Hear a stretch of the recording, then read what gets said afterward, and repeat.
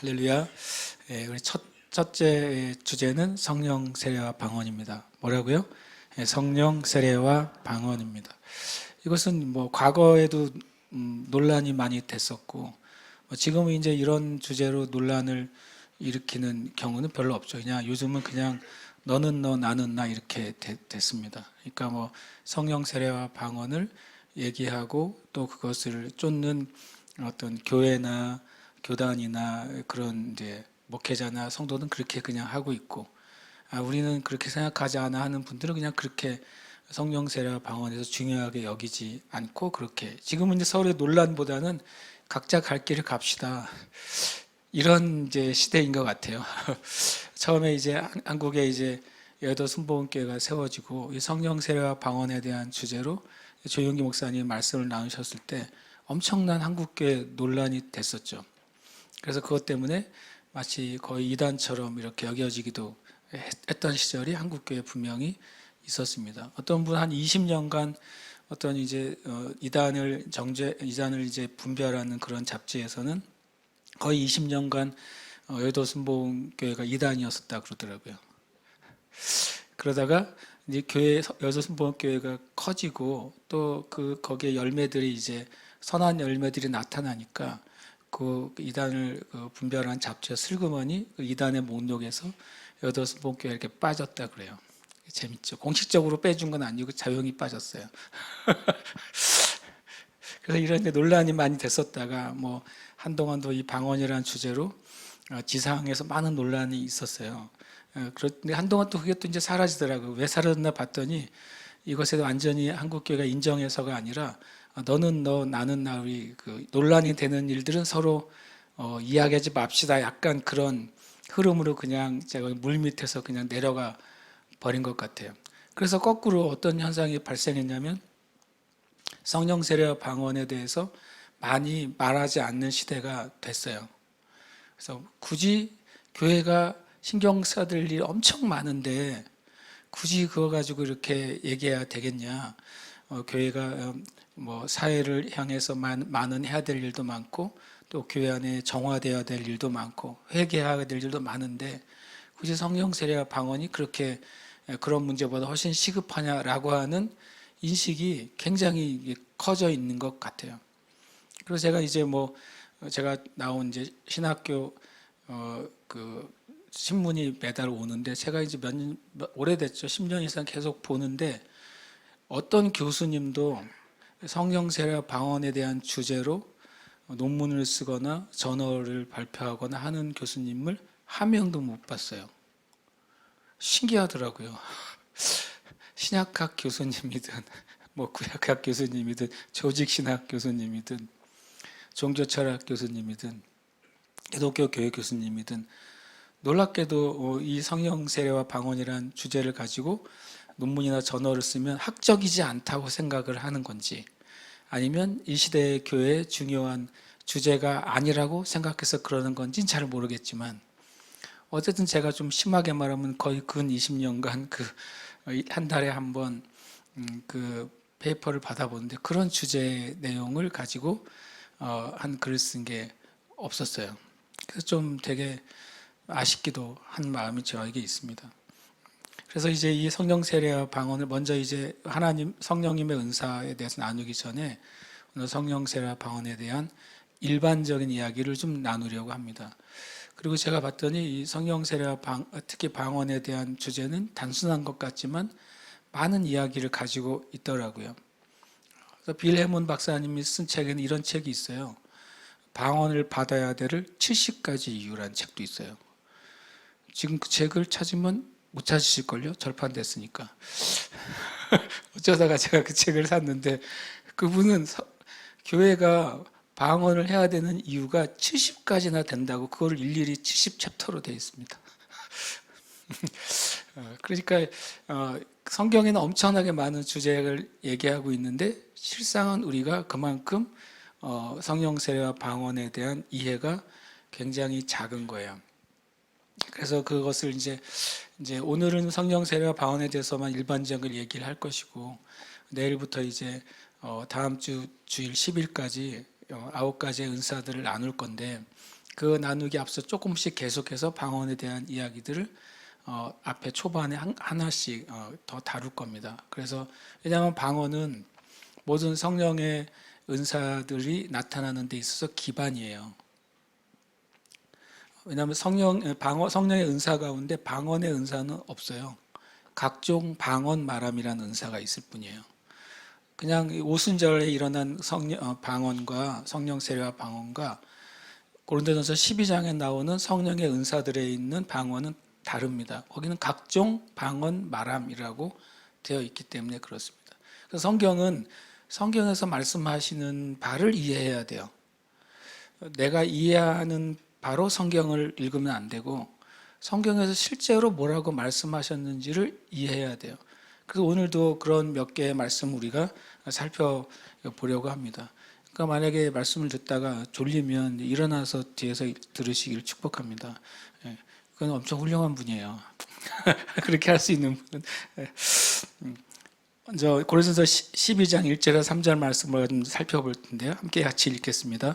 형제들아 신령한 것에 대하여 나는 너희가 알지 못하기를 원하지 아니하노니 너희도 알거니와 너희가 이방인으로 있을 때에 말 못하는 우상에게로 끄는 그대로 끌려갔느니라.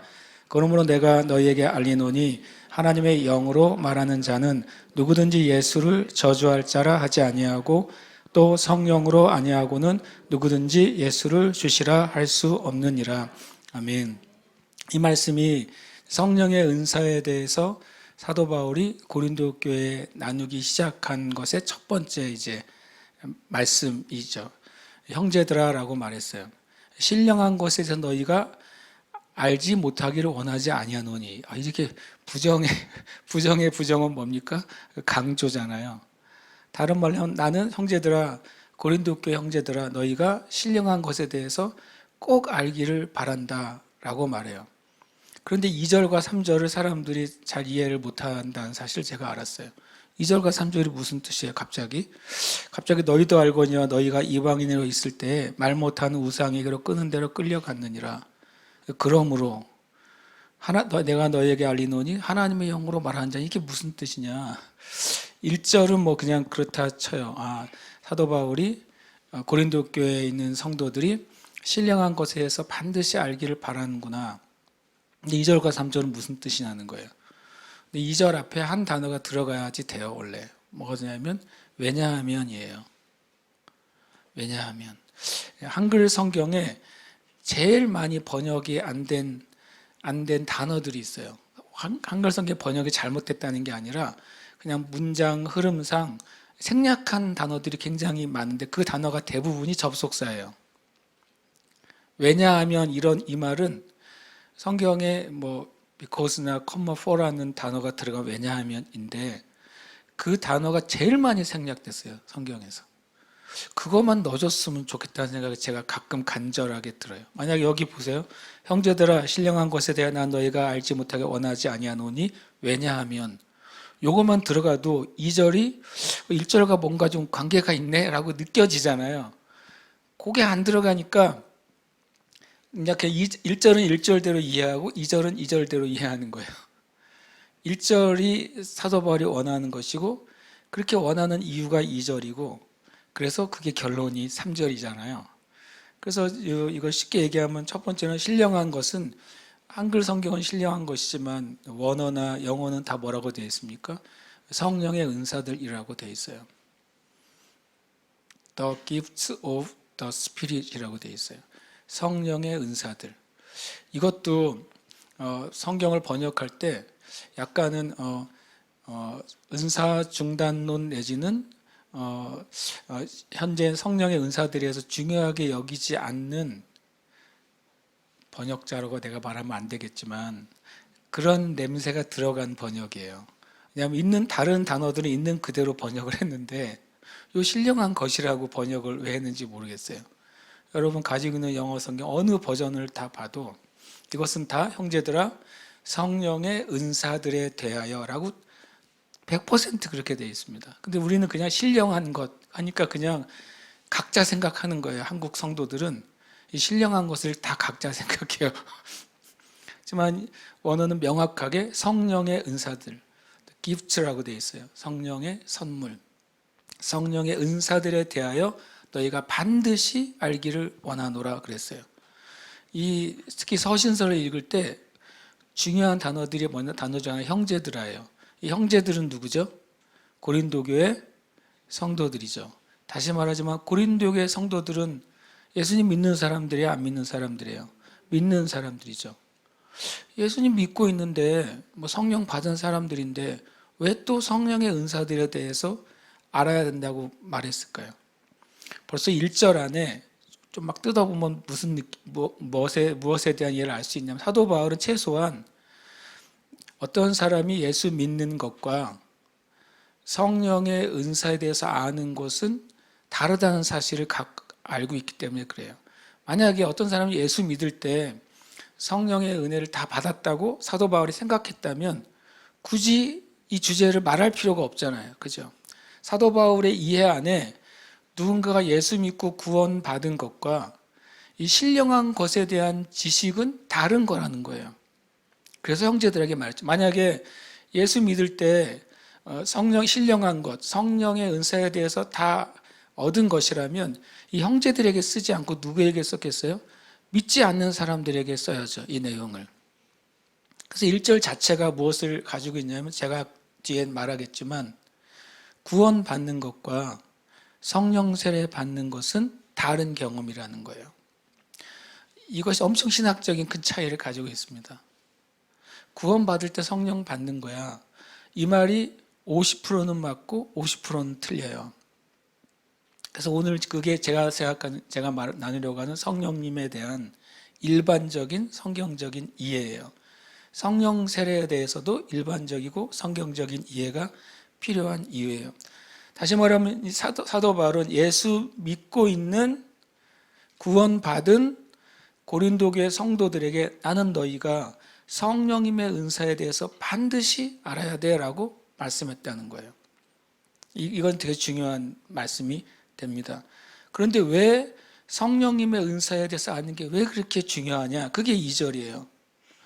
이게 이제 이해를 좀 제가 잘 시켜야 되겠죠. 너희가 예수 믿기 전에는 우상에게 끌려다니는 삶을 살았다는 거예요.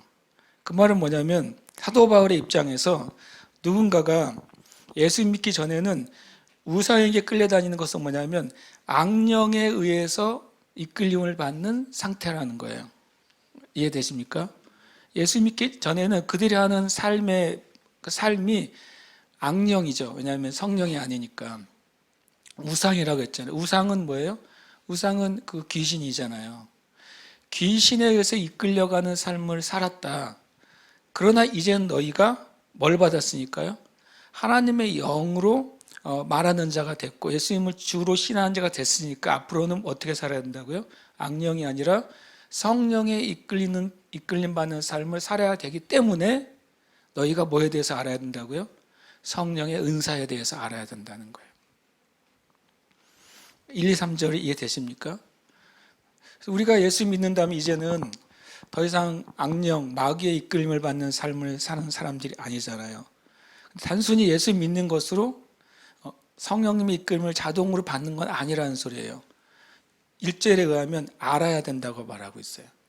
예수 믿는 너희라도 신령한 것에 대해서 성령님의 은사에서 너희가 알아야 그것을 어떻게 해요? 구하죠. 알지 못하는 것은 어떻게 구해요? 하나님 알아서 다 해 주시옵소서.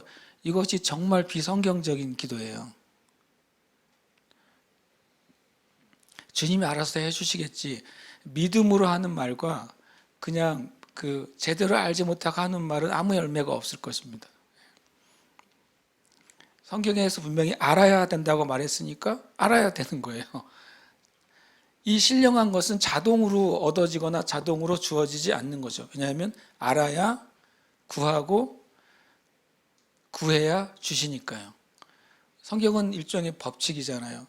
너희가 얻지 못하면 뭐라고요? 구하지 아니하기 때문이에요. 근데 왜 구하지 못합니까? 모르기 때문에 못 구합니다. 모르기 때문에 못 구하는 거예요. 그래서 이것은 되게 중요한 것입니다. 저와 여러분이 앞으로 이 시간을 통해서 이 신령한 것, 다시 말하면 성령의 은사들에 대해서 알 때 우리는 더 이상 우상에게 이끌리는 삶이 아니라 하나님의 영에 이끌리는 삶을 살게 될 것입니다. 아멘. 그것을 우리가 얻게 될 줄 믿습니다. 아멘. 그래서 이제 첫 번째 주제는 그겁니다. 교회와 성도에게 신령한 것, 성령의 은사가 필요한 이유가 뭐냐 하는 겁니다. 성경 말씀을 이제 고린도서 12장 7절 말씀인데요. 함께 읽겠습니다. 시작. 각 사람에게 성령을 나타내심은 유익하게 하려 하심이라. 아멘. 여기에 보면 성령님이 각 사람에게 나타나신다는 표현이 있어요. 그렇죠? 예수 믿을 때 구원 받죠. 성령님이 우리 안에 임하죠.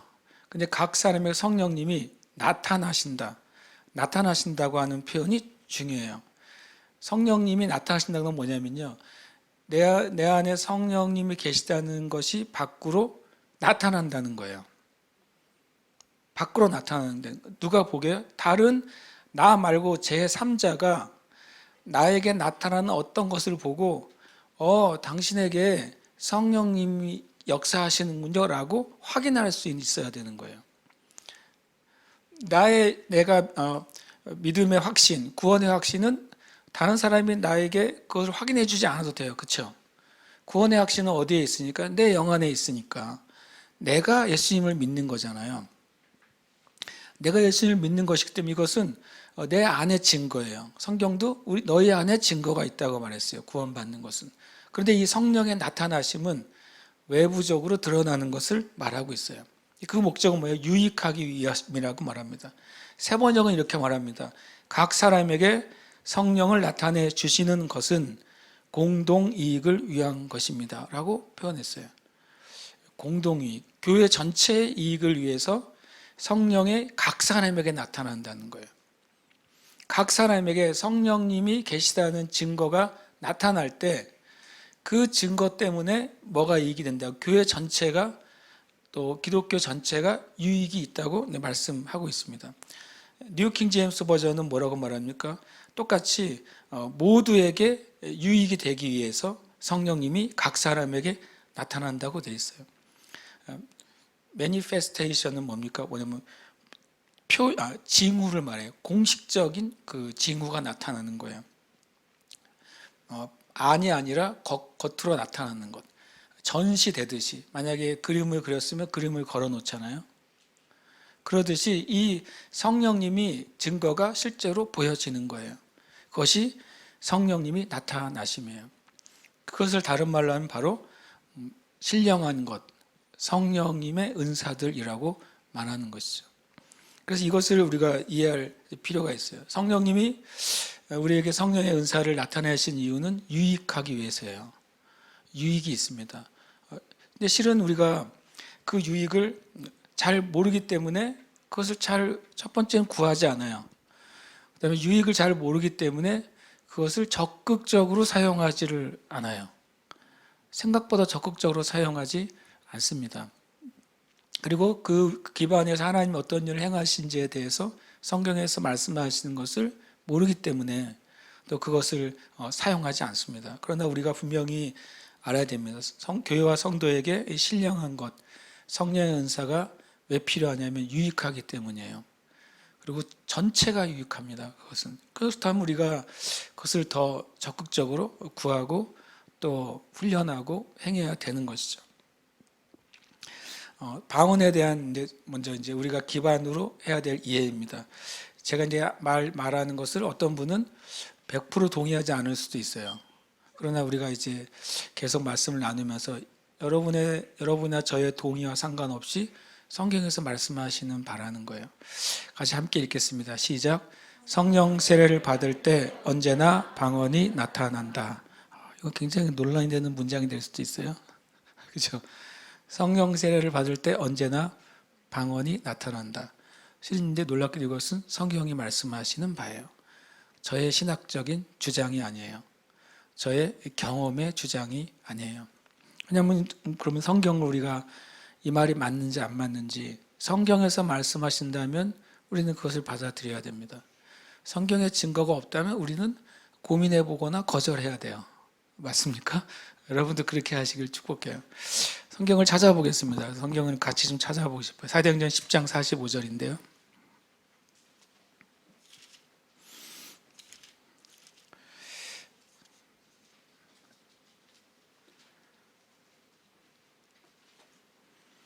(45절부터) (46절까지) 45절부터 47절까지 읽겠습니다. 함께 읽겠습니다. 찾으셨으면 시작. 베드로와 함께 온 할례 받은 신자들이 이방인들에게도 성령 부어주심으로 말미암아 놀라니 이는 방언을 말하며 하나님 높임을 들음이로라. 이에 베드로가 이르되 이 사람들이 우리와 같이 성령을 받았으니 누가 능히 물로 세례 베풀물 그 말이요. 아멘. 네. 굉장히 독특한 경우에 이 경우에는 성령의 세례가 먼저 임했고 다음에 물 세례를 받은 경우 중에 하나입니다. 여기서 분명히 베드로가 뭐라고 말하는, 베드로와 함께 온 신자들이 뭘 봤냐면 이방인들에게 성령이 부어진 것을 봤어요. 그리고 깜짝 놀랐어요.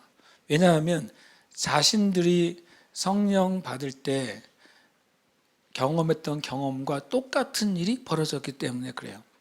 그 말은 이들이 왜 놀랐냐면은 이 성령의 세례는 유대인들에게만 부어질 줄 알았다는 거예요. 초대 교회에 사도들조차도 그런 오해를 가지고 있었던 거죠. 성령의 세례는 그 오순절날 다락방에 모였던 120명에게만 주어졌다고 생각했다는 거예요. 누구조차도요? 사도조차도요. 그러니까 지금의 많은 교회와 또는 목회자와 그런 신학자들이 이 사도행전 10장의 사도들의 이해 안에 머물고 있는 거예요. 성령의 세례는 오순절날 단 이례적인 사건이었다고 말하는 많은 신학이 있습니다. 그런데 이 말씀을 가만히 보면 이 놀랍게도 베드로도 그렇게 생각했었다는 거예요. 그래서 깜짝 놀란 거예요. 그 120명의 성도들은 이 성령의 세례는 이례적인 경험이라고 생각했는데 갑자기 고넬료와 함께 있던 사람들이 자신들이 경험했던 것 같은 똑같은 성령의 부어짐이 나타난 것을 보고 깜짝 놀랐어요. 그리고 명시적으로 방언을 말했다고 표현하고 있습니다. 그런데 그 옆에 11장 15절 16절을 보면 이거는 사건이고 이 사건에 대한 베드로의 이해가 나타나요. 이거 벌어진 사건이죠, 이건요. 근데 그것을 이제 예루살렘 교회에 베드로가 보고를 하면서 하는 말을 보면 베드로가 어떤 이해를 갖게 됐는지가 쓰여져 있어요. 사도행전 11장 15절 16절입니다. 함께 읽겠습니다. 내가 말을 시작할 때 성령이 그들에게 임하기를 처음 우리에게 하신 것과 같이 하는지라. 내가 주의 말씀에 요한은 물로 세례를 베풀었으나 너희는 성령으로 세례를 받으리라 하신 것이 생각났노라. 아멘. 베드로가 이런 이해를 갖게 된 거예요. 처음에는 자신들에게만 성령의 세례가 일반적으로 부어졌다고 생각했는데 이 고넬료의 집안 사람들, 이방인들이죠. 더더군다나 하나님을 믿는 이방인들에게 자신들과 똑같이 성령의 세례가 임한 것을 보고서 어떤 말씀을 이해하게 됐냐면 바로 사도행전 1장 4절 말씀을 이해하게 됐다고 하는 거예요. 베드로가 뭘 이해했습니까? 요한은 물로 세례를 베풀었으나 너희는 성령으로 세례를 받으리라. 이때 너희가 12사도만을 의미하는 것도 아니고 이때 너희가 오순절날 성령 세례를 받은 120명의 유대인만을 의미하는 게 아니라 예수 그리스도를 믿는 모든 사람에게 해당된다는 사실을 베드로가 이때 알았다고 고백한 거예요. 저와 여러분은 베드로보다 나아요. 우리는 성령님이 오순절날 처음 임하시고 그 다음에 안 임했다고 생각하지 않거든요. 우리는 성령의 세례가 특별한 몇 명의 사도들과 같은 주님께서 부르신 사역자들에게만 성령의 세례가 임한다고 생각하지 않거든요. 베드로도 이때까지 그렇게 이해했어요. 그런데 고넬료 사건을 통해서 베드로가 깨달은 거예요. 사도행전 1장 4절의 말씀, 너희는이 예수 그리스도를 진심으로 믿는 모든 사람에 해당되는구나. 그리고 그것은 어떤 정도로 해당되냐면 오순절날 일어났던 사건이 똑같이 일어난다는 사실을 깨달은 거예요. 똑같이요. 그들이 120명이 경험했던 성령님의 부어짐을 고넬료도 똑같이 경험한 것이고, 그 뒤에 계속해서 사도행전에 7번의 성령의 세례가 나타난 사건이 있거든요. 다 똑같이 부어졌다는 거예요. 만약에 어떤 사람에게는, 어떤 무리에게는 성령님의 부어진 것 중에 이 베드로와 사도들이 경험했던 거에서 하나가 빠지고 부어졌느냐? 그렇지 않다는 거예요. 그러면 지금도 동일하게 성령의 세례가 부어지면 똑같이 어떤 것으로 부어지는 거예요? 오순절날에 임했던 성령님과 같은 그러한 우리가 경험을 갖게 된다는 거예요. 그러나 분명히 성령님이 역사하시는 방법은 사도행전에서 7번 부어질 때마다 조금씩 달랐어요. 어떨 때는 이 고넬료의 경우에는 안수하지 않았어요. 안수하거나 성령 세례를 위해서 특별히 기도하지도 않았어요. 그러나 예수 그리스도에 대한 진리가 선포될 때 성령이 그냥 임하셨어요. 어떨 때는 가서 사도들이 안수해서 성령의 세례가 부어졌어요. 어떨 때는 안수하지 않고 기도함으로 성령의 세례가 부어졌어요. 방법과 과정과 모양은 다르지만 성령님이 임한 그 경험은 동일했다고 성경은 말하고 있는 것입니다. 그래서 성령 세례를 받을 때 언제나 방언이 나타나요. 이것은 이제 앞으로 좀 더 우리가 말씀을 통해 볼 거예요. 여러분 이렇게 생각할 수, 나는 주님을 정말로 믿는데 나는 아직 방언을 못 하는데요. 그것은 여러분이 예수님 믿고 구원받는 것은 사실이지만 성령의 세례를 받으신 건 아니에요. 이게 뭐 불분명하게 제가 말하지 않으려고 합니다. 여러분이 구원받은 것은 확실하지만 100%이지만 성령의 세례, 성령으로 충만하게 되는 첫 번째 경험, 성령의 세례를 받으신 것은 아닙니다. 이 말에 동의할 수도 있고 동의하지 않은 사람도 있을 수도 있어요. 이미 어떤 경우는 자기가 방언을 하고 성령 세례를 받았어도 이 문장에는 동의하지 않는 사람도 있을 수 있어요. 그런 그 말씀을 좀 살펴보면 한번 우리가 결론을 내리고 그 결론으로부터 시작을 해야 됩니다. 한번 읽겠습니다. 시작. 방언과 방언 통역의 은사는 신약 교회의 특징이다. 아멘. 고린도 12장에 이제 성령의 은사들이 나옵니다. 이 12장에 성령의 은사들이 나올 때 각종 방언 말함과 그 다음에 방언 통변의 은사가 나옵니다. 신약 교회 이전에는 이 방언의 은사가 없었어요.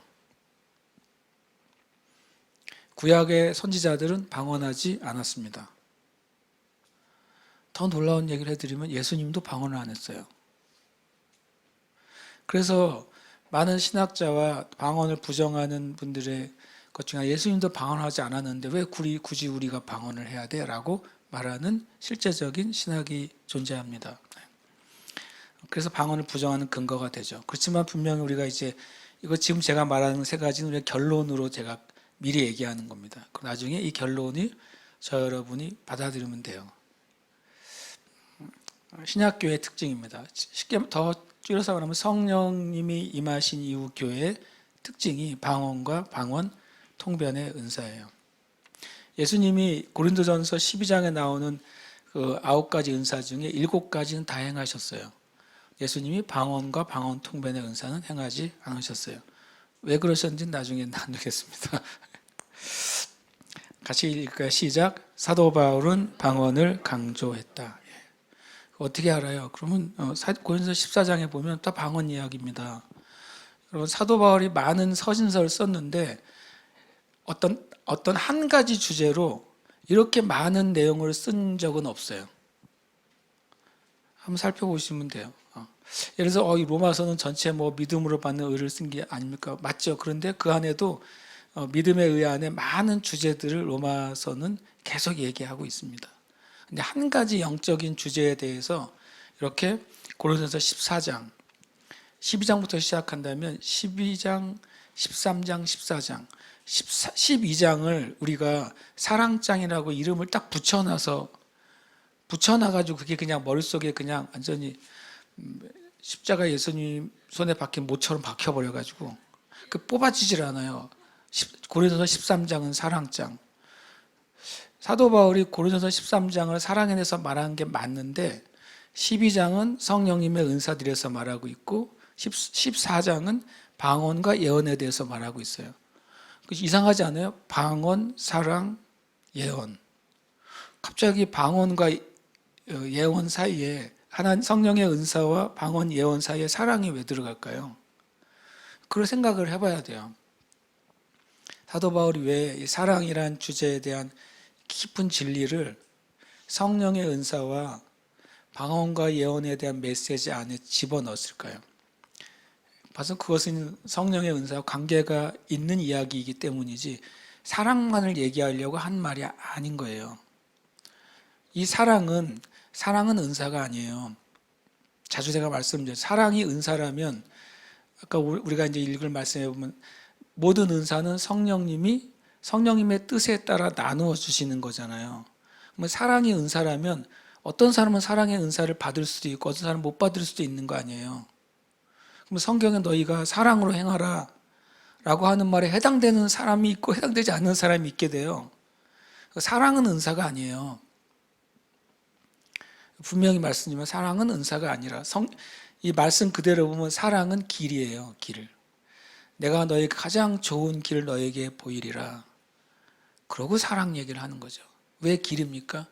모든 성령의 은사가 가장 최고의 상태로 나타날 수 있는 통로가 사랑이라는 거예요.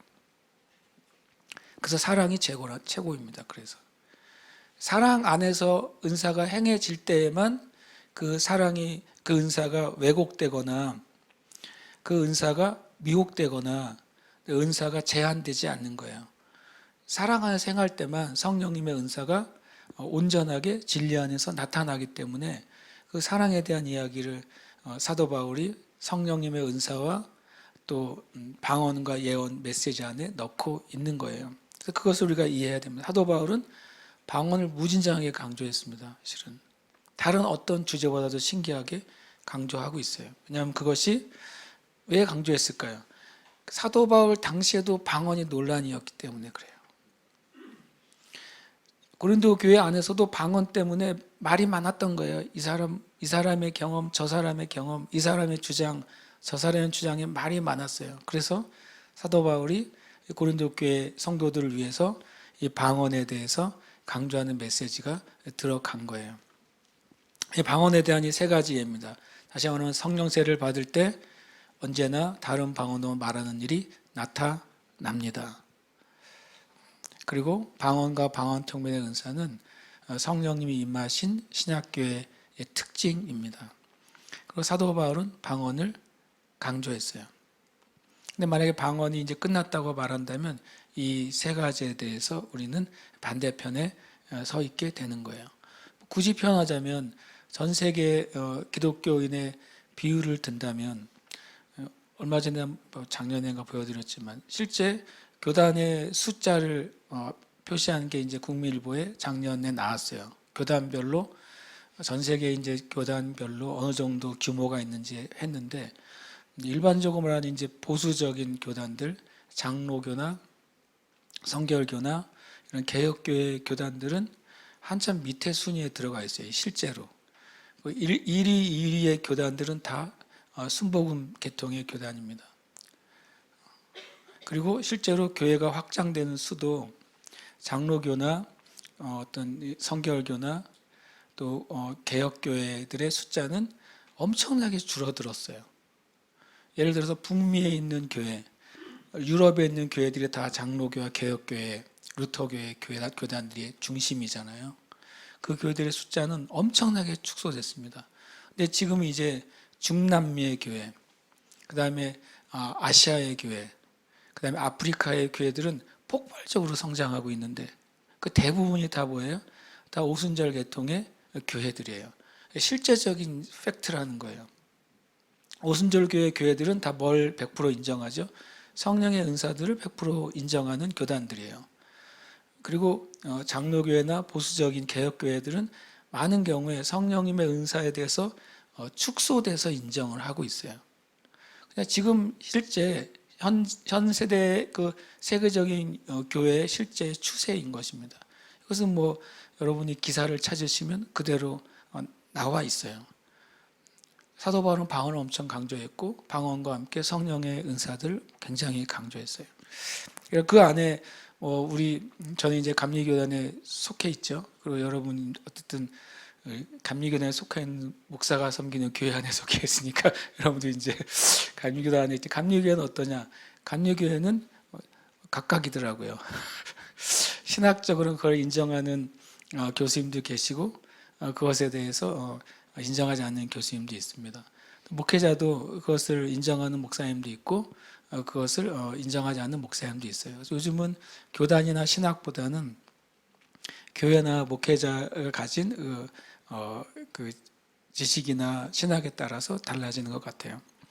어쨌든 우리 교회는 우리는 방언을 저는 인정합니다. 그리고 방언을 심지어 중요하게 생각합니다. 그리고 성령님의 은사가 중요하다고 저는 믿습니다. 그것을 통해 하나님 일하신다고 저는 믿습니다. 그래서 방언에 대한 오해가 있습니다. 이건 일반적인 오해고 사람들이 많이 마음속에 퀘스천을 갖고 있는 오해예요. 첫 번째 아까 말한 것처럼 예수님은 방언하지 않으셨다는 거예요. 그런 거 있잖아요. 오직 예수잖아요. 그건 100%. 그래서 예수님처럼 살면 되는 거예요. 맞죠? 예수님이 행하신 것처럼 행하면 되는 거예요. 근데 그 개념으로 봤을 때 예수님은 방언을 안 했어요. 굳이 표현하면 방언을 안 했다라는 표현은 없지만 성경에 예수님이 방언으로 기도하셨던 것 같은 흔적은 아예 없죠. 결국적으로 예수님이 방언하지 않으셨다는 사실은 맞습니다. 근데 예수님이 놀랍게도 방언에 대해서 하신 말씀은 있어요. 마가복음 16장 10절 18절인데 한번 찾아보겠습니다.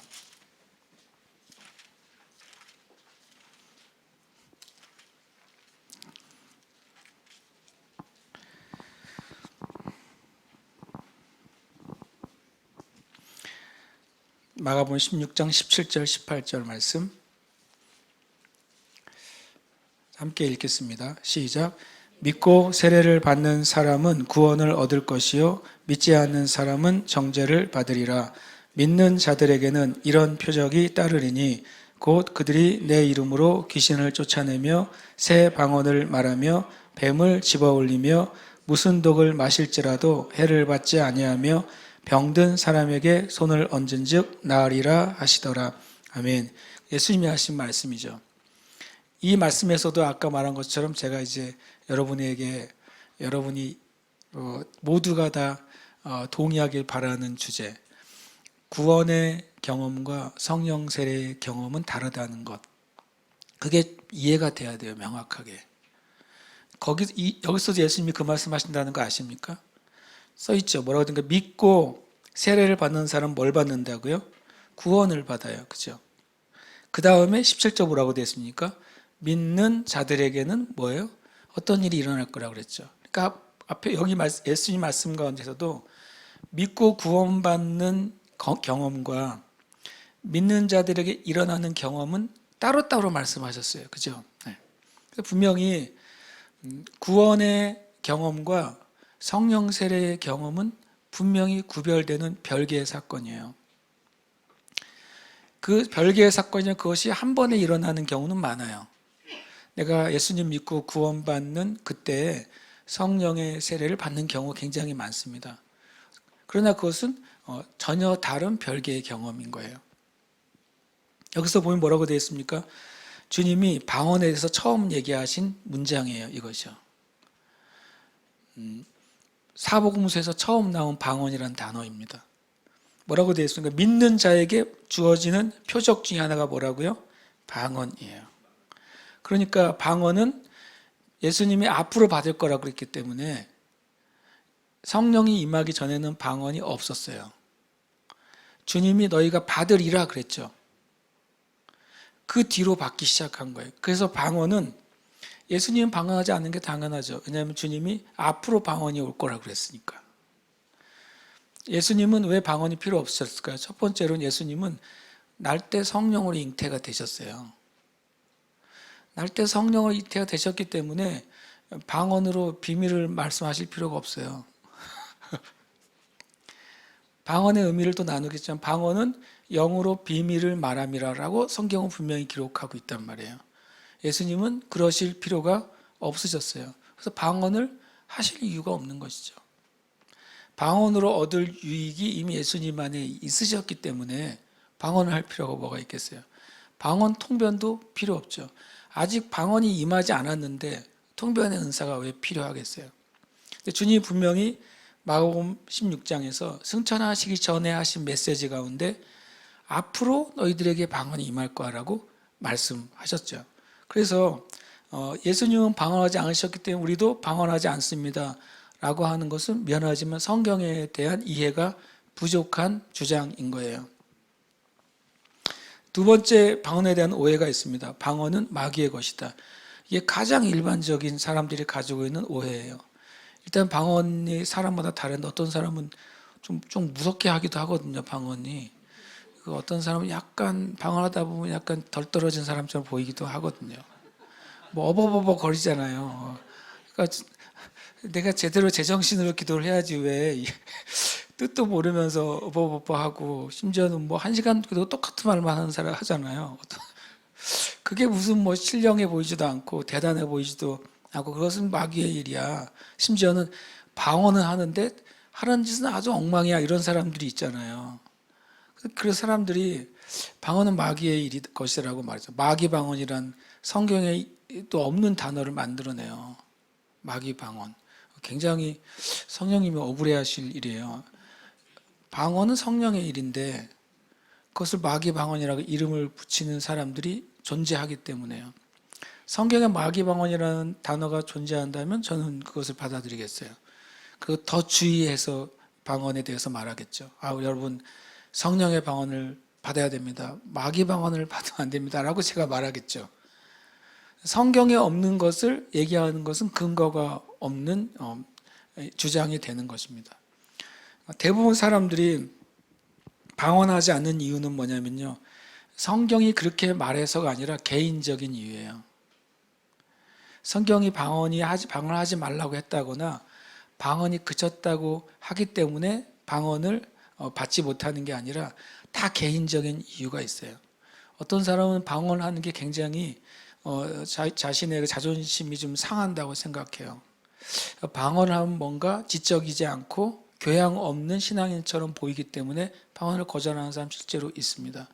그리고 자기의 신앙 색깔 자체가 약간 그런 이제 신비적인 것을 별로 좋아하지 않기 때문에 방언 자체를 약간 이상하게 생각하는 경우가 많이 있습니다. 다시 말하면 방언하지 않는 이유는 성경에 근거를 한 이유가 아니라 다 각각의 개인적인 이유 때문에 방언을 거절하는 것입니다.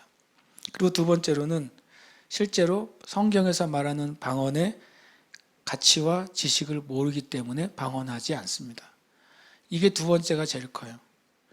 성경에서 방언에서 말하는 바를 모르기 때문에 방언을 안 하는 거예요. 저와 여러분이 이 시간을 통해서 그것으로부터는 방언을 하시는 분이라도 이것으로부터 완전히 벗어나시기를 축복합니다. 고린도서 12장 3절 말씀인데 한번 찾아볼까요? 성경을 찾아보는 것은 졸음을 쫓는데 아주 효과적입니다. 나만 성경을 읽고 있지 않으면 나는 어느새 졸고 있는 거니까.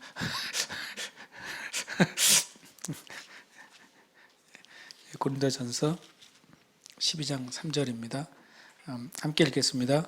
그러므로 내가 너희에게 알리노니 하나님의 영으로 말하는 자는 누구든지 예수를 저주할 자라 하지 아니하고 또 성령으로 아니하고는 누구든지 예수를 주시라 할 수 없느니라. 아멘. 예. 이것이 이제 왜 중요하냐면 만약에 방언이 마귀의 것이라면 방언하던 이들은 다 예수님을 절대로 인정할 수 없겠죠. 방언은 마귀의 것이다라고 말한다면 방언을 하는 그리스도인들은 절대 할 수 없는 것이 있는데 예수님을 주라고 인정할 수가 없는 거예요. 마귀의 것을 가지고 있는데. 그렇죠. 근데 만약에 방언하는 사람들이 방언이 성령님으로부터 온 것이 맞다면 그 방언하는 사람들은 예수님을 뭐로 인정해야 돼요? 주로 인정해야 돼요. 아주 단순한 증명이에요. 그래서 방언하는 사람, 방언이 마귀의 것이 될 수가 없어요. 만약에 어떤 사람이 진짜 마귀 방언을 하고 다시 예수님을 믿으세요?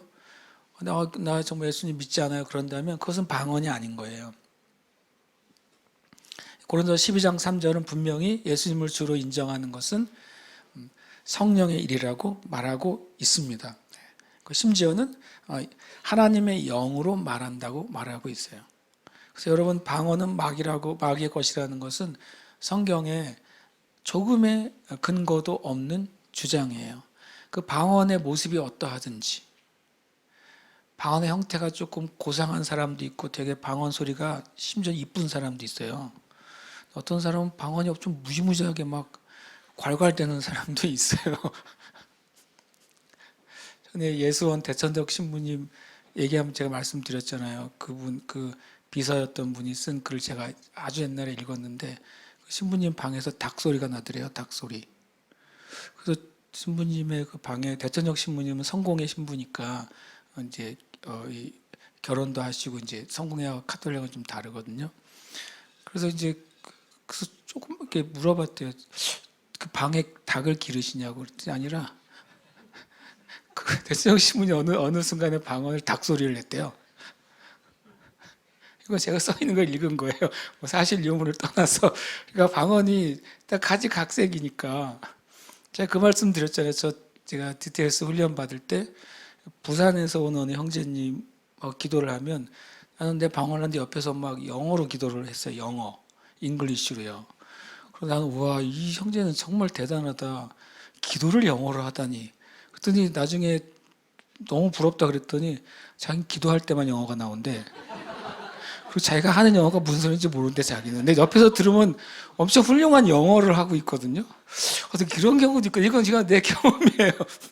본인은 영어를 잘 못해. 그러니까 제가 말한 건 방언의 드러난 현상은 사람마다 다를 수 있다는 거예요. 다를 수 있다. 그러나 그것은 분명히 마귀로부터 온 것이 아닙니다. 안심하십시오. 여러분이 하는 방언이 마귀 방언이 아니에요. 이것은 하나님의 영이 주신 거예요. 성경에서 그렇게 말씀하고 있어요. 누가복음 11장 말씀 한번 볼까요?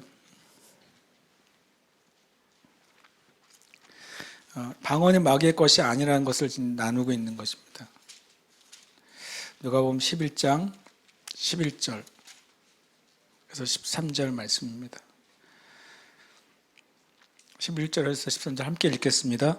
너희 중에 아버지 된 자로서 누가 아들이 생선을 달라 하는데 생선 대신에 뱀을 주며 알을 달라 하는데 전갈을 주겠느냐? 너희가 악할지라도 좋은 것을 자식에게 줄 알거든 하물며 너희 하늘 아버지께서 구하는 자에게 성령을 주시지 않겠느냐 하시니라. 아멘. 여기에 하늘 아버지라고 되어 있어요. 그러면 구하는 사람은 하나님의 자녀죠. 하나님의 자녀는 구원받은 그리스도인을 말해요. 맞습니까? 이 예수님이 말씀하신 거예요. 하나님의 자녀가 하나님께 구하는데 하나님이 악한 것을 주시지 않는 분이라는 거예요. 하나님의 자녀가 주님 저는 성령으로 충만케 되게 해주세요 라고 말했는데 악령이 임할 수 없다는 거예요. 이해되세요? 그러니까 성령 세례를 위해서 기도할 때 내가 마귀 방언을 받으면 어떡해요? 잘못된 영을 받으면 어떡해요? 이것은 똑같이 성경에 대한 무지예요. 주님이 결코라고 말하고 있는 거예요. 그런 일은 절대 없을 거라고 그랬어요. 인간 아버지도 자녀가 구하면 좋은 것을 줄 안다고 그랬어요. 근데 하늘 아버지는 하물며라고 말하죠. 하늘 아버지는 좋은 것을 주시는데 하나님의 가장 좋은 게 뭐예요? 성령님이라는 거예요. 여러분이 성령님을 구하면 하나님은 성령님을 주십니다. 맞습니까? 여러분이 성령 세례를 구하면 성령으로 세례를 받는 것이지 악령이 임한다거나 마귀의 것이 임할 수가 없어요. 구원받은 하나님의 자녀가 하늘 아버지께 구한다면 그것을 주시는 거예요. 그런데 여기서 이 누가복음 11장 11절 13절에 여기에 보면 뭘 구합니까? 뱀과 전갈을 주겠냐 이렇게 표현하거든요. 생선 대신에 뱀을 주며 알 대신에 전갈을 주겠냐고 했잖아요. 그럼 뱀과 전갈이 진짜 뱀과 전갈을 의미하는 게 아니라는 것을 누가복음 10장 19절을 보면 알 수 있어요. 바로 저 옆에 있죠. 10장 19절 함께 찾으셨습니까? 읽겠습니다. 시작. 내가 너희에게 뱀과 전갈을 밟으며 원수의 모든 능력을 제어할 권능을 주었으니 너희를 해칠 자가 결코 없으리라. 예, 여기서 뱀과 전갈은 뭐라고 말했어요? 원수의 모든 능력이죠. 쉽게 말하면 이것이 악령의 일이에요. 뱀과 전갈이 악령의 일이에요. 맞습니까? 그러면 다시 11장 11절 13절에 빗대어서 보세요. 하나님이 뱀과 전갈을 주시지 않는다는 거예요. 악령으로 말미암는 일을 하나님이 주시지 않는다는 거예요. 맞습니까? 그러니까 여러분과 제가 성령님의 일을 구할 때 첫 번째로는 마귀가 감히 거기에 끼어들 수가 없어요. 맞습니까? 그걸 믿으시길 축복합니다. 내가 하나님께 속한 것을 구하는데 마귀가 중간에 해방을 할 수 있다고 하는 것은 굉장히 성경을 부정하는 사상인 거예요. 하나님이 일을 하시려고 할 때 마귀가 끼어들 수 있다는 생각은 마귀가 하나님보다 강하거나 하나님과 마귀가 비슷하다고 생각하는 사상이에요. 제 말이 맞습니까? 만약에 하나님이 마귀보다 강하신 분이라면 하나님의 자녀가 구원받는 자녀가 하나님 아버지께 구하는데 그 하늘 아버지께서 마귀가 그 사이에 개입하는 것을 가만두시겠어요? 그러니까 성경에 말씀하시는 것을 우리가 굉장히 작게 여기는 것 같아요. 절대 그런 일은 있을 수 없습니다. 첫 번째 전제가 있다면 그가 하나님의 자녀라면 하나님 절대 하늘 아버지가 악령에 속한 것이나 마귀의 것을 주시지 않는다고 예수님이 말씀하셨어요. 예수님의 말씀을 믿으시기를 축복합니다. 근데 가끔 이렇게 말해요. 성령 세례 받고 방언으로 엄청 기도하는 사람도 그 사람이 나에게 상처를 줬어요. 그 사람 방언 때문에 내가 기도를 못 하겠어요. 이런 사람도 있고. 그 방언하는 것 때문에 예배가 회방을 받아요. 그런 일이 있죠. 그것은 방언의 문제가 아니라 방언을 어떻게 사용하는지에서 배우지 못한 것에 대한 문제예요. 성령께서 부어주신 방언 자체가 문제가 아니라 그것을 교회에서 어떻게 훈련하고 어떻게 그것을 나타내야 될지를 그것에 대한 가르침을 못 받았기 때문에 가르침을 못 받았기 때문에 예배가 만약에 깊은 임재 가운데 들어가고 있는데 혼자 엄청 크게 방언하는 거예요. 자기는 은혜 가운데 있으니까. 그 가르침을 못 받았기 때문에 그런 것이죠. 우리가 다 함께 이 어떤 주제를 가지고 기도합시다 했는데 그 주제하고 상관없이 혼자 계속 방언하는 거예요. 가르침을 못 받았기 때문이지 방언이 문제가 아니에요. 방언받은 사람이 문제가 아니라 그 가르침이 없기 때문에 오히려 성경의 가르침이 없기 때문에 방언에 하는 사람들에게서 문제가 나타나죠. 그런 현상이 설명하는 게 잠언 14장 4절이에요. 하나님께로부터 무엇인가 왔음에도 불구하고 문제가 생길 수 있다는 거죠.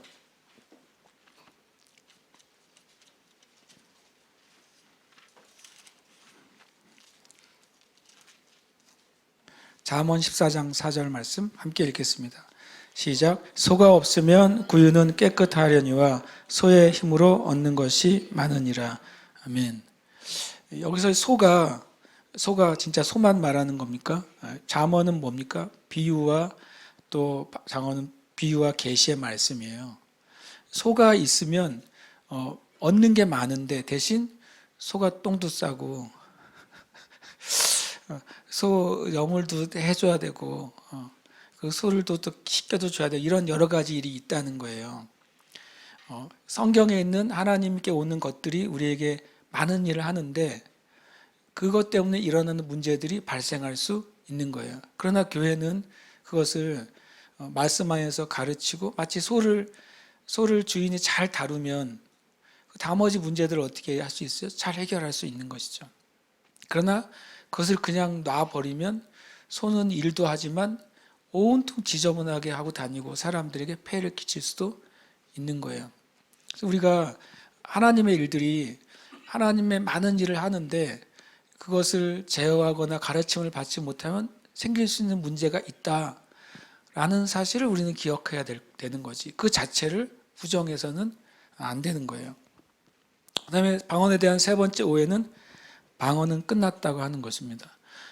어떻게 보면 제가 보기에는 방언은 마귀의 것이다라고 하는 주장보다도 방언의 시대는 끝났다고 하는 신학이 훨씬 더 사람들의 생각에 각인되어 있는 것 같아요. 쉽게 말하면 방언은 초대교회를 위한 하나님의 선물이었고, 초대교회가 끝난 다음에는 말씀이 신약 성경이 완성됐기 때문에, 신구약 66권이 완성됐기 때문에 더 이상 방언과 같은 표적이 필요 없다. 이 특별 계시인 성경이 우리에게 주어졌기 때문에, 특별 계시라는 말도 재밌는 말이에요. 성경에 그렇게 없는데 그걸 만들어냈어요. 특별 계시, 특별 은사 이런 거를 신학적인 용어로 만들어낸 거죠. 그게 뭐 틀렸다고는 말하지는 않지만 성경에는 없는 용어라고 제가 말씀을 드리는 거예요. 방언은 끝났다고 하는 것이 많은 신학자들이, 많은 신학자가 아니죠. 제가 말하죠. 일부의 신학자들이 주장합니다. 정말 그렇습니까? 근데 그분들이 주장하는 근거가 고린도서 11장 8절이에요. 왜냐하면 방언이 끝났다는 단어가 거기에 실제로 등장을 하거든요. 고린도 전서 11장 8절. 죄송합니다. 12장 8절입니다. 어머나, 정말 죄송한데 13장 8절입니다. 두 장이나 건너뛰어 버렸네요. 13장 8절. 그리고 제가 또 물음표를 적어놨네. 같이 읽겠습니다. 시작.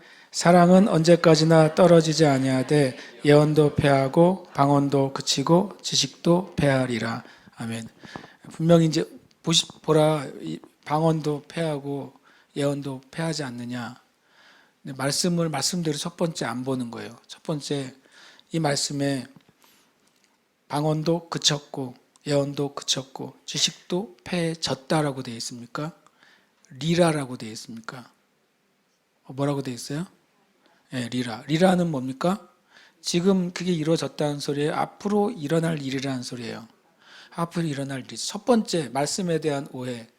이 고린도전서 13장 8절에 예언도 그치고 방언도 그치고 지식도 패하리라고 하는 것은 첫 번째로 미래형이다. 고린도서 12장에서 예언과 방언과 지식이 패해졌다고 선언한 구절이 첫 번째 아니에요. 그리고 또 하나는 만약에 지금 이 시대에 방언과 예언이 패하여졌다면 거기에 두 개만 써 있는 게 아니라 뭐가 하나 더 써 있어요? 예, 지식도 써 있죠. 만약에 이 말씀을 근거로 해서 이제 예언의 시대는 끝났어요. 방언의 시대도 끝났어요라고 주장하려면 뭐의 시대도 끝났어요라고 말해야 돼요? 지식의 시대도 끝났어요라고 주장해야 돼요. 제 말이 맞습니까? 왜냐하면 이 세 가지를 말하고 있기 때문에 그래요. 언젠가는 방언과 예언과 같은 은사도 끝날 때가 있고 우리가 주장하는 지식도 끝날 때가 있다라고 말하고 있는 문장이에요. 맞습니까? 그래서 첫 번째 이 문장 자체로도 방언과 예언이 끝났는지 확실하지가 않아요. 이 자체로는요. 그래서 이 말씀을 근거로 거봐 방언이 끝나고 예언도 끝났어라고 하는 분들은 문법 공부를 다시 해야 돼요. 진심으로 하는 말입니다. 주님이 미래형으로 말했는데 과거형으로 읽는 거예요. 그러면 그 미래가 어디쯤인가라는 걸 알아야 될 거 아니에요. 어느 미래에는 방언과 예언과 지식이 필요 없는 때가 되는가? 그것은 어디에 써 있습니까?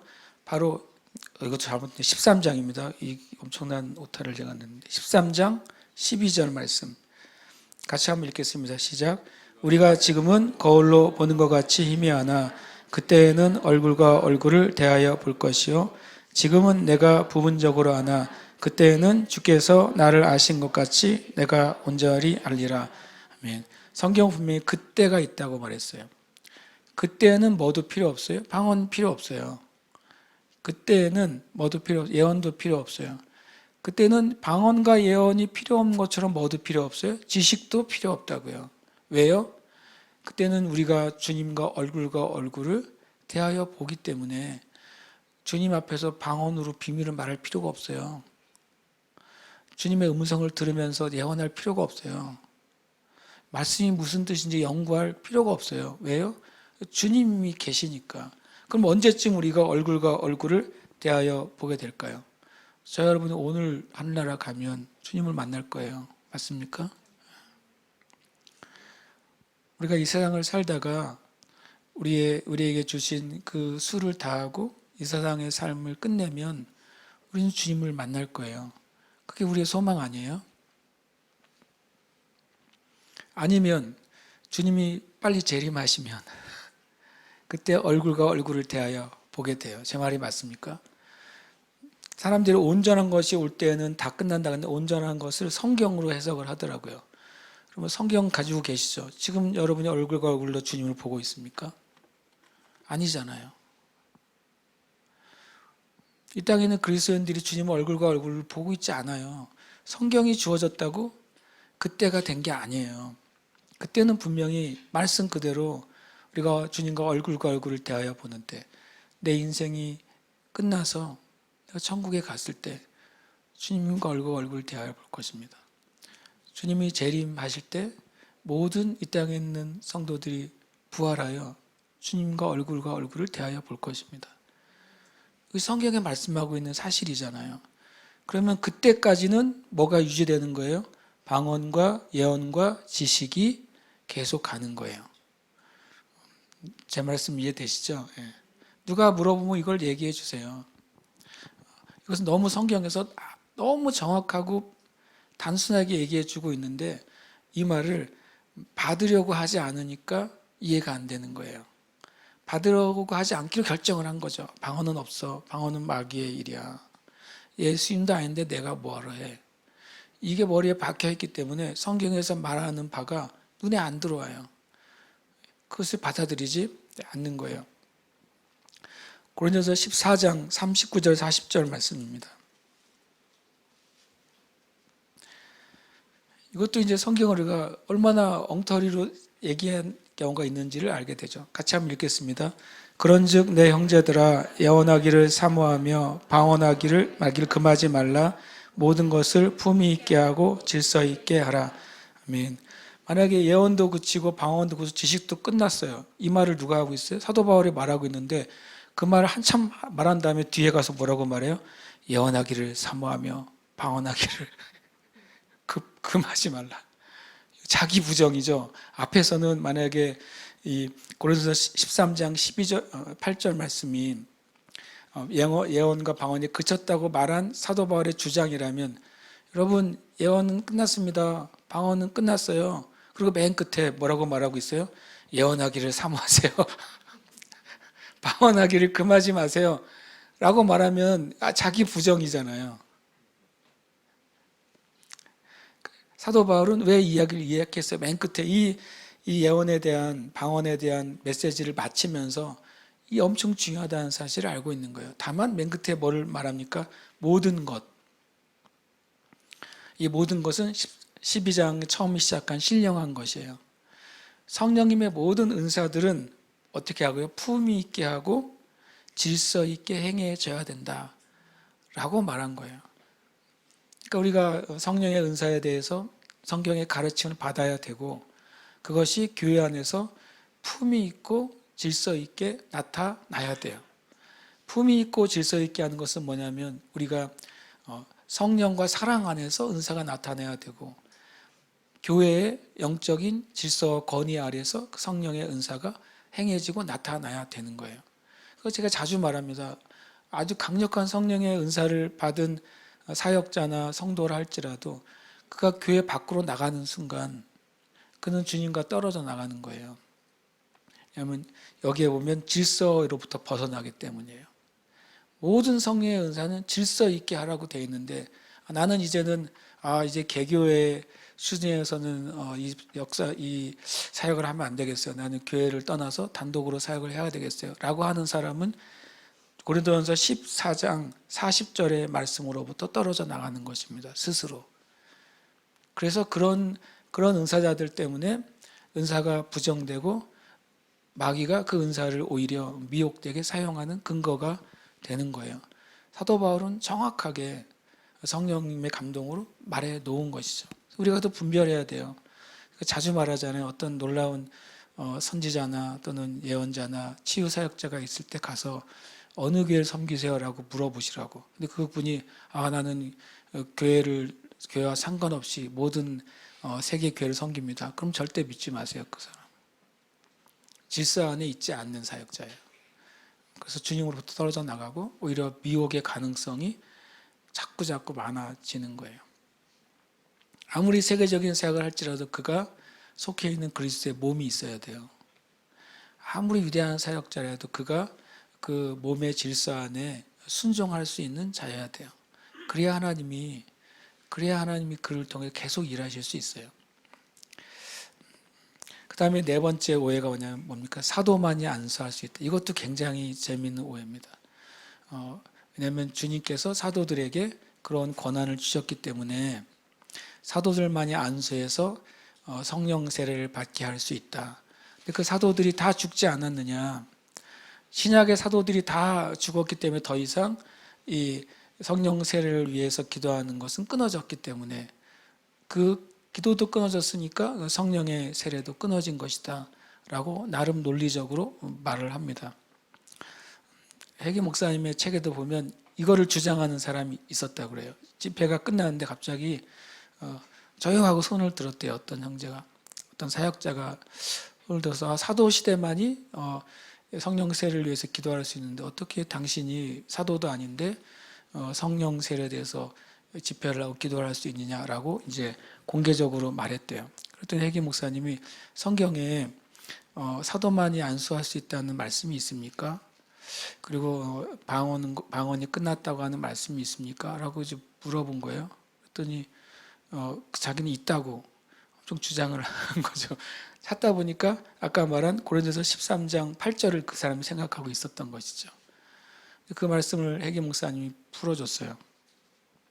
풀어주고 사도만이 안수하는 게 아니라는 것도 풀어줬더니 그 사역자가 그 말을 듣자마자 사도만이 성령 세례를 위해 안수할 수 있는 게 아니라는 사실을 성경에서 확인하는 순간 그냥 그 자리에서 그 사역자가 방언을 시작했대요. 큰 소리 웃음. 그동안 그게 막혀 있었던 거예요. 자기 마음 안에 성령 세례를 갈망하는데 자기의 신학과 지식 안에는 방언은 끝났고 그리고 그것은 사도들만을 통해서 주신 하나님의 은혜지 라고 하는 그 못이 딱 박혀 있다가 그게 이제 말씀에 의해서 딱 꼽히는 순간 그냥 그 갈망이 그냥 터져 나왔다는 그 이야기를 제가 읽었어요. 사도만이 안수할 수 있다. 첫 번째 그 근거는 사도행전 8장 때문입니다. 사도행전 8장이 잘 나오네요. 사도행전 8장 14절.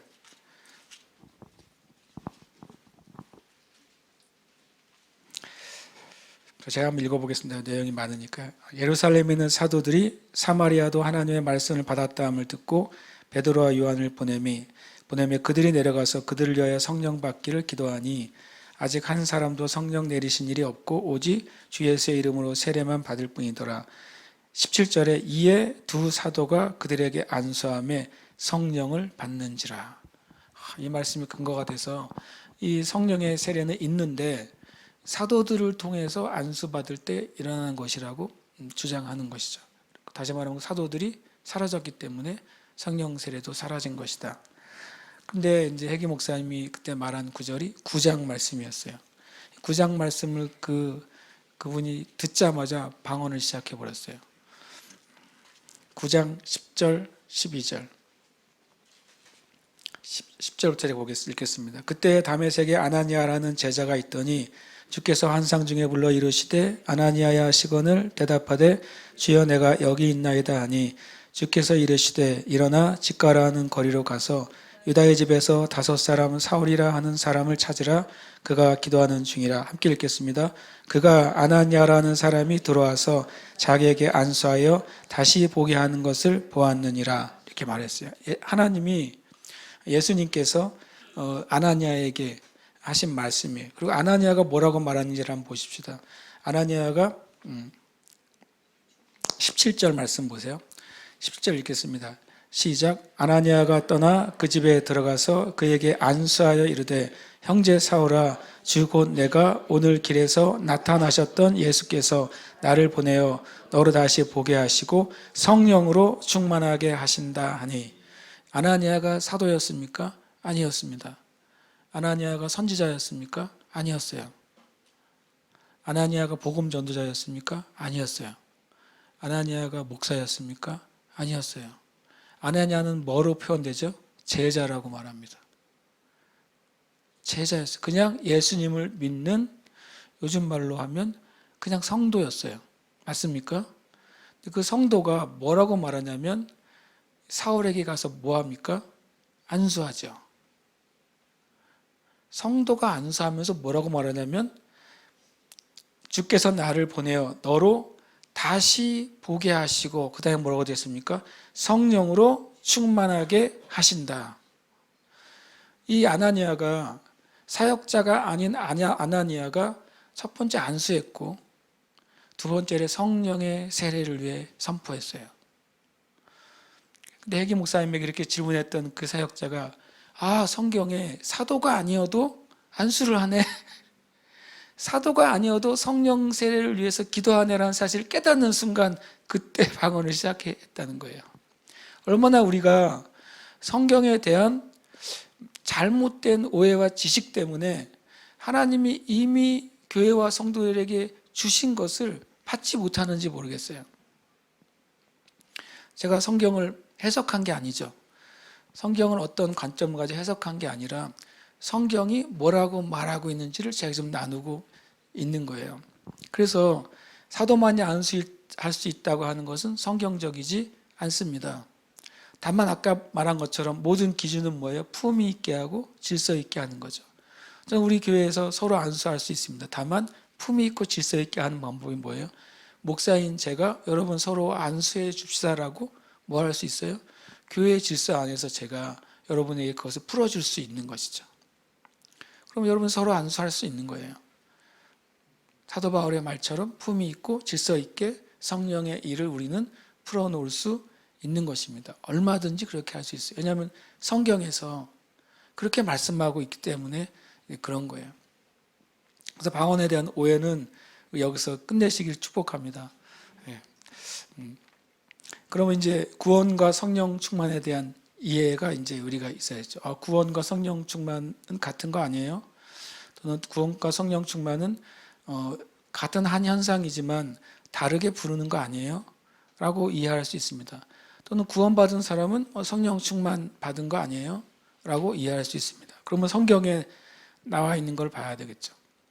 우리가 성경에 대해서 가까이 가면 갈수록 우리가 하나님의 일에 대해서 가까워질 것입니다. 우리가 만약에 성경에서 멀어지면 멀어질수록 우리는 하나님의 일에서 멀어지게 될 거예요. 그래서 중요한 것은 성경에 가까워지는 거예요. 성경에서 말씀하시는 이해와 내가 가까워지고 성경에서 말씀하시는 이해와 내가 똑같아지면 우리는 하나님의 일들이 우리에게 나타나는 것이 쉬워지게 되는 거예요. 성경에서 말하고 있는 것과 내가 주장하는 것이 달라지면 달라질수록, 거리가 멀어지면 멀어질수록 하나님의 일은 덜 나타나게 되어 있습니다. 성령님의 두 가지 역사가 있어요. 요한복음 14장 17절 말씀입니다. 함께 읽겠습니다. 그러나 너희는 그를 아나니 그는 너희와 함께 거하시며 또 너희 속에 계시겠음이라. 아멘. 이것을 우리가 우리의 신앙의 영적 경험으로 만든다면 거듭남의 경험이에요. 그를 알게 되는 거죠. 성령님 내 안에 계시게 되었다는 사실을 뭐예요? 내가 인지하는 거예요. 그게 성령님의 첫 번째 역사고, 우리가 성령님 안에서 경험하게 되는 첫 번째 이제 경험이 되는 것이죠. 구원받으면 우리가 아는 것이죠. 여기서 말할 때 너희 속에 계시겠다고 그랬잖아요. 속에. 속에는 영어로 하면 in이잖아요. 우리 안에 계신다고요. 아까 우리 성령이여 임하소서 찬양했잖아요. 제가 그 찬양을 들으면서 성령이여 임하소서, 그 다음에 우리 안에, 이걸로 가사를 바꾸고 싶더라고요. 갑자기 성령님이 여러분 안에 임하여 계십니까? 임하셔야 됩니까? 임하여 계시죠. 예. 그러니까 모든 이 개념이 많이 혼용돼서 사용되고 있다는 거예요. 여기 말하고 있어요. 예수님이 하신 말씀이죠. 너희는 그를 안대요. 보혜사 성령님을 아는데 왜냐하면 너희 안에 계시겠습니다. 계속 계시는 거예요. 계속 계시는 것이죠. 주님이 계속 계시는데 만약에 그 찬양을 우리 안에 임해 주시옵소서. 주님이 임하셨어요. 만약에 오늘 다음 주에 그 찬양 다시 하는 거죠. 우리 안에 임하소서. 지난주에 임하신 성령님 말고 다른 성령님이 임하셔야 돼. 그 응답을 하시려면. 이해되세요? 그 가사나 노래가 틀렸다는 말이 아니라 개념에 대한 이해가 전 교회 안에 약간 혼용되어 있는 게 사실이라는 거예요. 그리고 예수님 뭐라고까지 말씀, 너희에게 임하면 그가 결코 떠나지 아니하리라라고 말씀하셨는데 임하면 떠나지 않겠다고 말씀하셨어요. 그렇죠. 예수님의 말씀이죠. 그러면 그 찬양은 실은 누구를 위한 찬양이어야 돼요? 아직 성령이 임하지 않은 사람을 위한 찬양이어야 되죠. 그래서 2절을 만들고 싶더라고요. 1절은 우리 안에 임하소서, 2절은 우리 위에 임하소서. 왜냐하면 성령님의 두 가지 역사가 그것이기 때문에 그래요. 성령님의 첫 번째 역사는 우리 안에 거하셔서 내가 구원받은 것을 깨닫게 하시는 거예요. 예수님이 나의 죄를 용서해 주셨다는 사실을 믿게 해주시는 거예요. 내가 구원받은 하나님의 자녀가 되었다는 사실을 알게 해주시는 것, 그것이 우리가 경험하는 거듭남의 경험이죠. 그것이 성령님의 첫 번째 역사고 그리스도인들이 성령님이 임할 때 경험하는 이 경험이 되는 것입니다. 로마서 8장 14절에 이렇게 말씀하고 있어요. 무릇 하나님의 영으로 인도함을 받는 사람은 하나님의 아들이라. 너희는 다시 무서워하는 종의 영을 받지 아니하고 양자의 영을 받았으므로 우리가 아빠 아버지라고 부르짖느니라. 성령이 친히 우리 영과 더불어 우리가 하나님의 자녀인 것을 증언하시나니, 그것은 구원받은 것에 성령님이 관계하신다는 걸 말씀해 주고 있어요.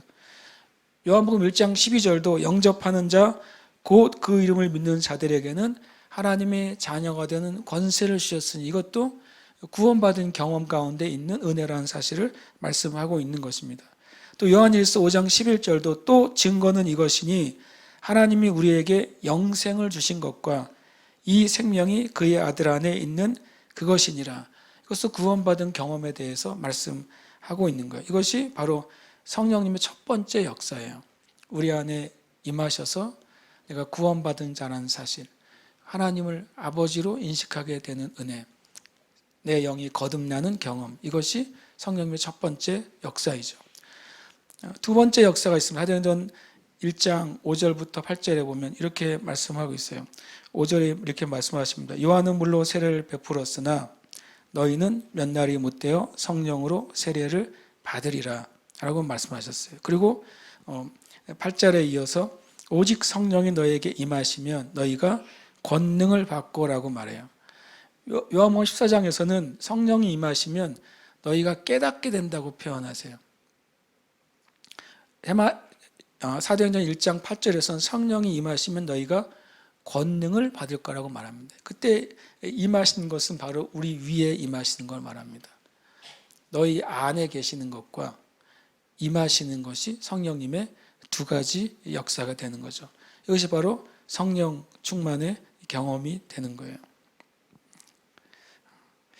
다시 말하지만 이 거듭남의 경험으로 구원은 우리에게 임하는 것입니다. 성령님이 하시는 일이에요.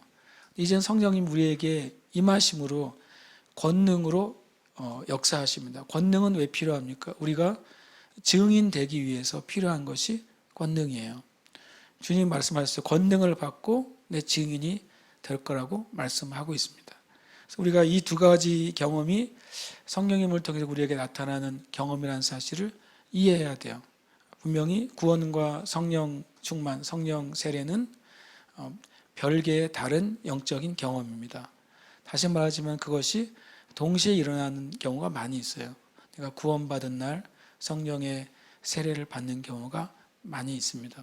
그런 성경에 분명히 구원받은 경험과 성령의 세례를 받는 경험이 다르다고 말씀하세요.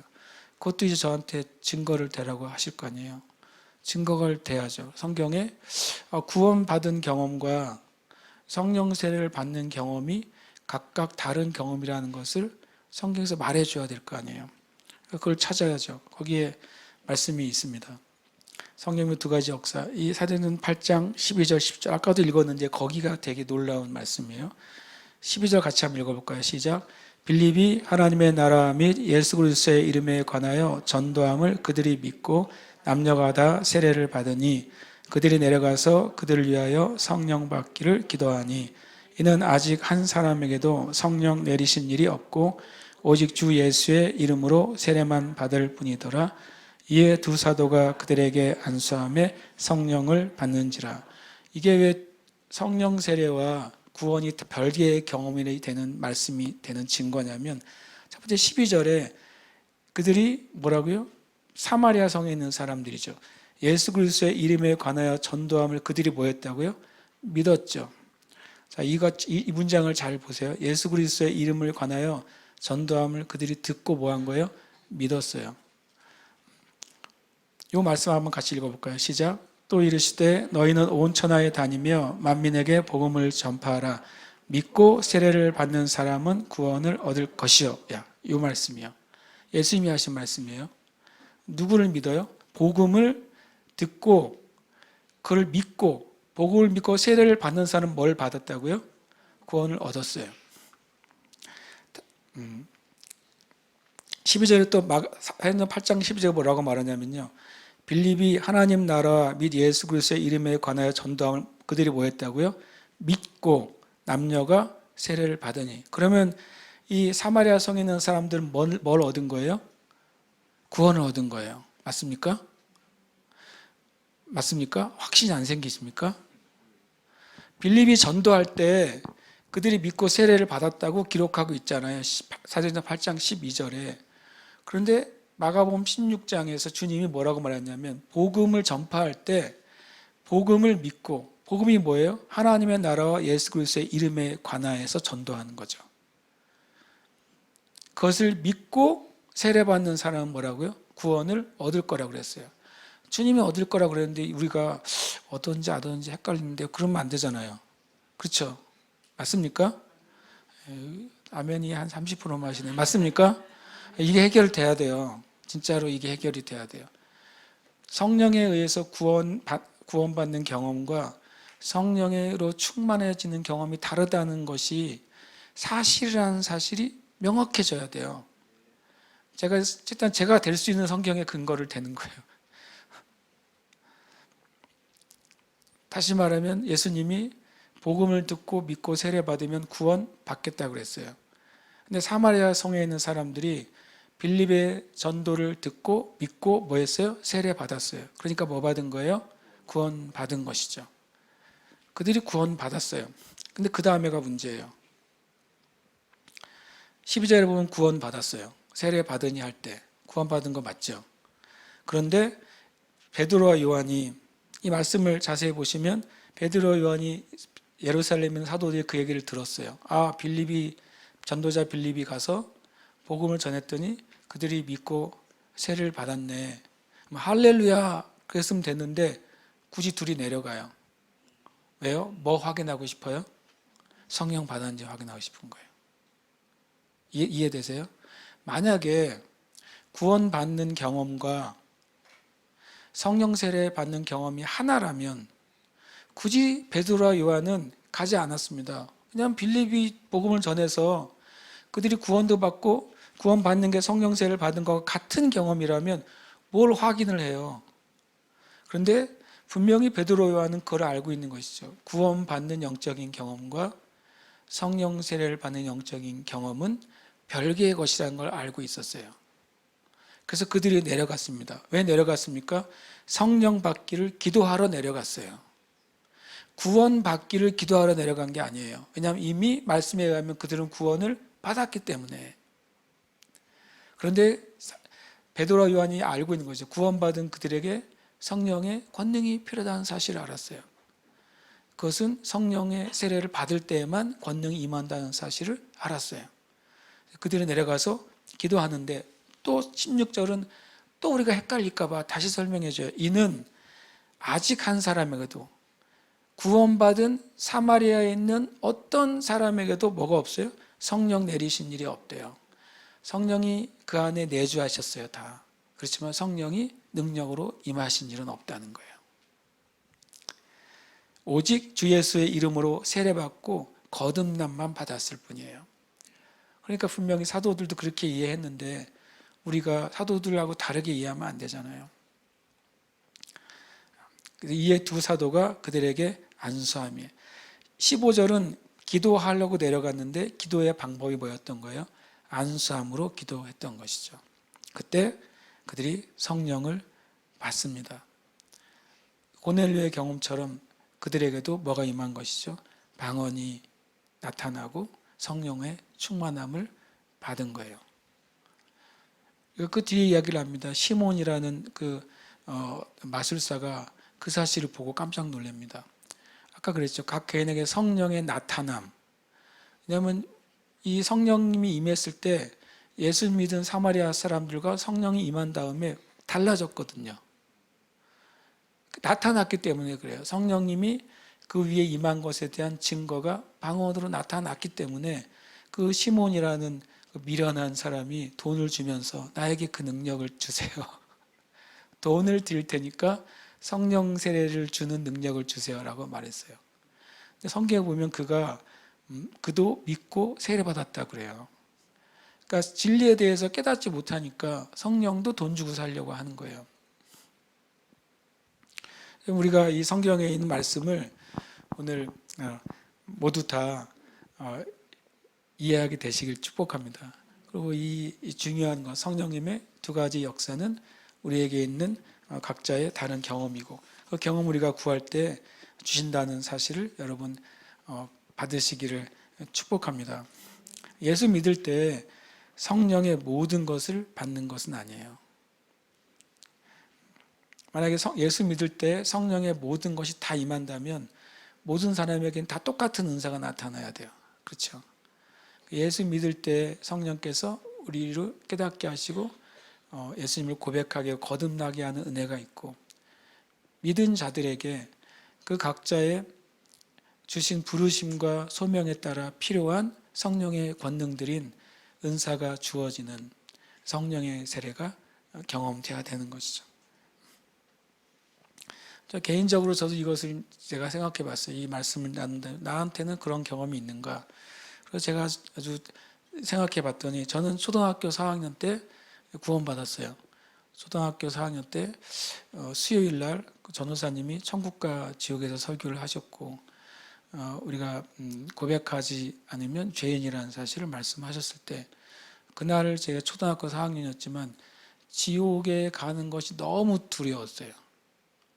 교회를 매일 나왔는데도 그날 지옥에 가는 것이 너무 두려워서 그 수요일 날 그 마루였는데 엄청 울면서 기도했어요. 나 지옥에 가지 않게 달라고.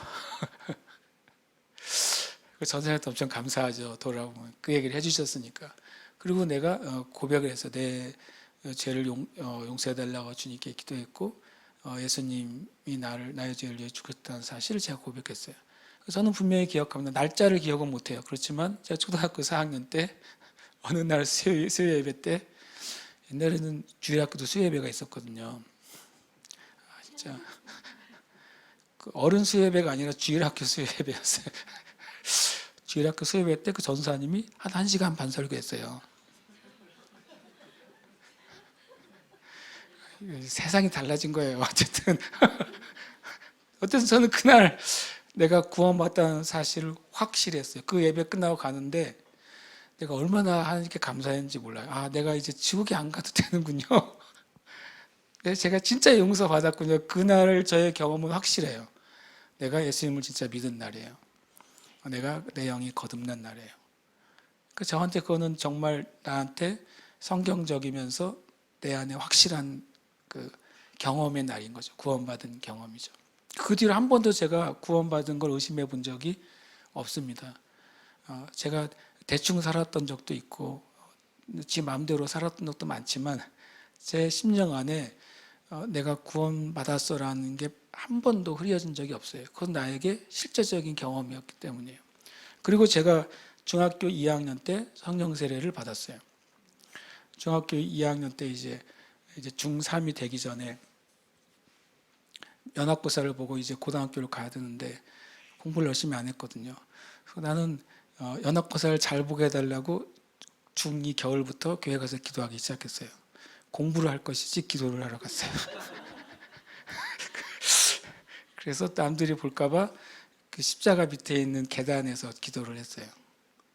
그 이제 어린 아이니까 이제 계단에 무릎을 꿇으면 딱 그게 사이즈가 맞아가지고 밑에 계단에 무릎 꿇고 앞에 엎드리면 딱 맞아요. 이 계단의 위치가. 그래서 맨날 저는 간절히 기도하는 주님 연합고사에 붙게 해주세요. 였거든요. 커트라인을 붙게 해주세요. 이거였었어요. 그런데 그 밤이 겨울이었어요. 12월쯤 되는 때였는데 기도를 하는데 이제 말 그대로 혀가 꼬이고 방언이 시작됐어요. 근데 멈출 수가 없었어요. 내가 멈추려고 했거든요. 멈추려고 그러는데 멈춰지지가 않더라고요. 처음 경험이었어요. 내가 이제 방언이라는 사실을 얼핏 듣잖아요. 성경을 읽었으니까. 근데 이게 방언인 것 같긴 한데 멈추고 싶은데 멈춰지지 않는 거예요. 그게 저한테 첫 번째 성령 세례의 경험이었어요. 굉장히 오래 기도했던 것 같아요. 그냥 멈춰질 때까지 기도를 해야 되니까.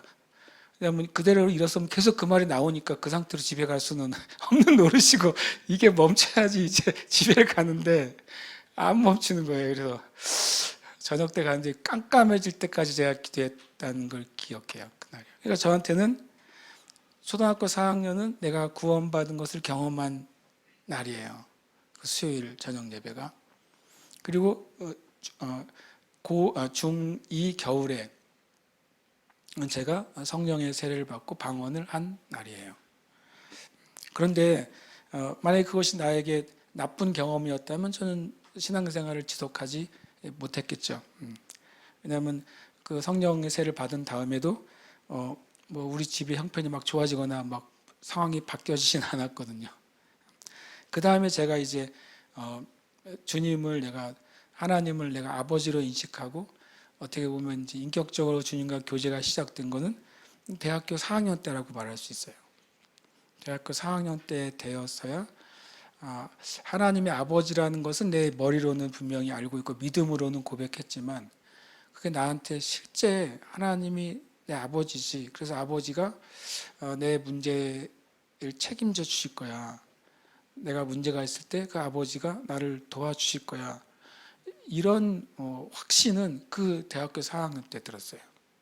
대학교 4학년 때 이제 집회에서 예배하는데 내 예배 가운데 내 마음속 깊은 곳에 나는 너의 아버지다. 너는 내 아들이다라는 시편 2편 말씀이 저에게 마음 깊은 곳에 내적인 음성으로 들려왔어요.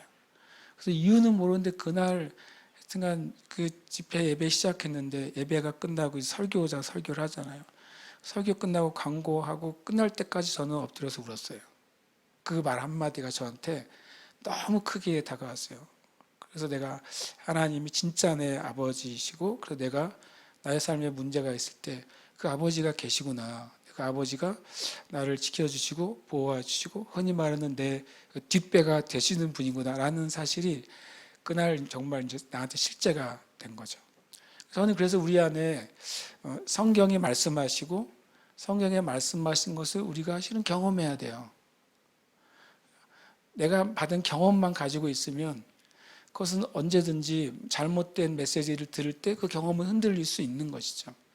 그런데 성경에 말씀하신 것을 내가 알고 그것을 받아들이고 그것이 나에게 경험되면 그건 결코 뭐라고 합니까? 부정될 수 없는 사건이 되는 거잖아요.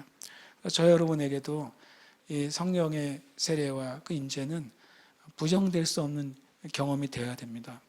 그래서 우리가 그 안에 있어야 뭐 어떤 이론이나 어떤 사상이나 하나님을 대적하여 높아진 어떤 철학이라도 그것이 나에게 오더라도 거꾸로 내가 그거를 부정할 수 없는 것이죠. 하나님의 살아계심도 부정할 수 없고 내가 구원받은 하나님의 자녀라는 사실도 부정할 수 없고 성령께서 내 안에 계신다는 사실도 부정할 수 없게 되는 거예요. 그것이 우리가 믿음으로 살아가는 삶의 그 자리라고 저는 믿습니다. 아멘. 함께 기도하십시다. 뭐 길게 설교하지 않았고 제가 옛날 수요 예배 때 들은 정도만 설교했네요. 초등학교 수준으로 설교한 겁니다. 오늘 1시간 반 했으니까. 저 어렸을 때 그 초등학교 그 전도사님 수준으로.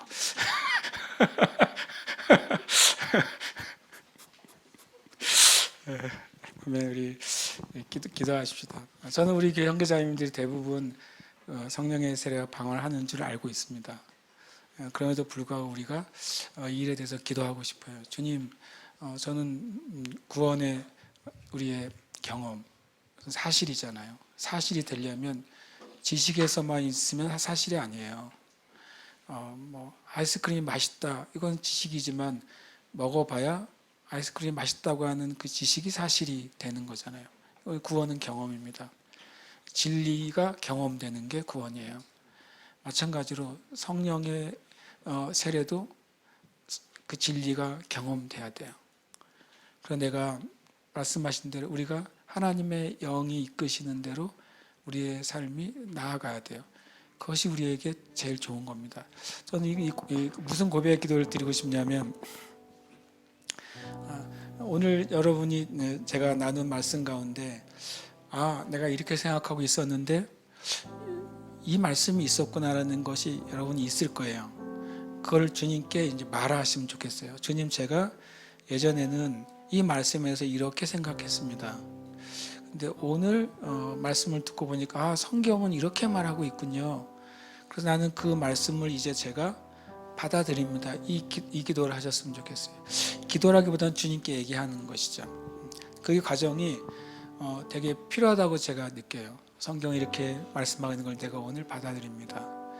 여러분이 성령세를 받고 또 방언을 하시더라도 오늘 말씀 가운데 주님이 다시 알려주신 게 있다면 그것을 가지고 주님께 기도하십시다. 또 여러분 방언으로 기도하셔도 됩니다. 그렇지만 그 기도를 꼭 하시길 바라요. 함께 이 시간 기도하겠습니다.